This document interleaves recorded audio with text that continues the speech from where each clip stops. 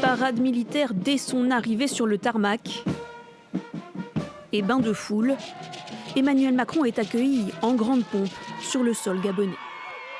Contrairement à plusieurs pays du Sahel qui ont tourné le dos à la France ces dernières années, les autorités gabonaises ont-elles maintenu les liens malgré le coup d'État qui a mis fin en 2023 à 55 ans de dynastie Bongo.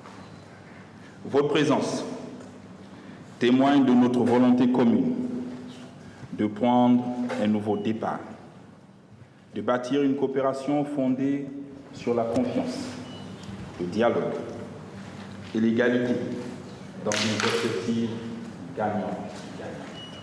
Élu président en avril dernier, le général Oligui a renouvelé le partenariat de défense avec la France pour 2 ans. L'Hexagone a de son côté réduit sa présence militaire dans le pays à une centaine d'hommes, bien loin des 1200 soldats des années 2000, et travaille actuellement à la formation des forces gabonaises. Mais derrière la visite politique, l'Élysée veut aussi sécuriser les intérêts économiques français dans ce pays riche en hydrocarbures, manganèse et bois, où les entreprises françaises sont déjà bien implantées.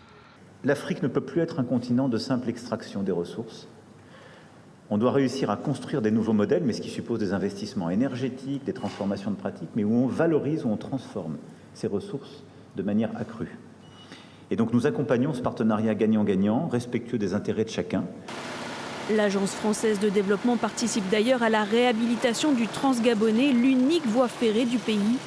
Un plan de rénovation lancé en 2024 prévoit de remplacer 270 des 648 km de traverses et de rails d'ici à 2027.